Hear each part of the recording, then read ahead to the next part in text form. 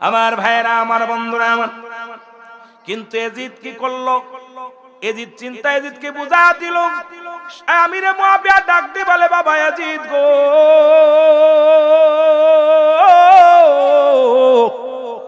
কারণ আগামী দিনের এই রাজ সিংহাসনে বসবে হুসাইন রাদিয়াল্লাহু হাসান রাদিয়াল্লাহু তাআলা আনহু। জোরে বলেন মারহাবা।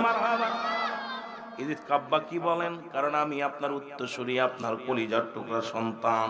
এই চেয়ারের মধ্যে বাবার পরে আমি বসবো, কিন্তু হাসান হুসাইন বসবে আমি মেনে নিতে পারবো না বাবা।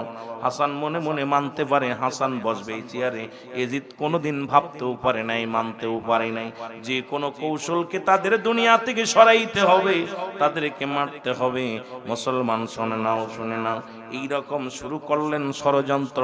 কিন্তু মুসলমান শুনে নাও, এবার যখন হাসান এলাকার মানুষ সবাই বলতে লাগলেন, এ আমিরে মুয়াবিয়া, কেন এখন আর তুমি রাজত্বের মধ্যে নয়, হাসান যেহেতু উপযুক্ত হয়ে গেছে, এই রাজ সিংহাসনের মধ্যে উনি বসবে, গোটা জাতির আমির থাকবে, উনি ইসলামের দাওয়াত দিবে। জোরে জোরে চিল্লায় বলা যাবে না মারহাবা।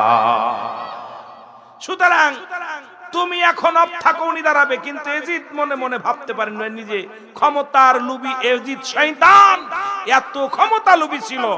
উনি চিন্তা করলো হাসানকে যদি না মারা যায়, যেহেতু হুসাইন একটু ছোট, হাসান বড়, হাসানকে যদি মেরে দেওয়া যায় তাহলে তো সহজ হয়ে যাবে এই পথটা। ষড়যন্ত্র করতে করতে করতে করতে এলাকার মধ্যে মুসলমান ডাকলেন। ওই আপনারা ইতিহাস শুনেছেন, এক দুষ্ট মানুষ, কারণ পৃথিবীর মধ্যে সবচেয়ে চগলখোর, রাসূল বলছে চগলখোরদের স্থান হবে কিয়ামতের ময়দানে জাহান্নাম। যত আমলধারী হোক না কেন তারা জাহান্নামে যাবে।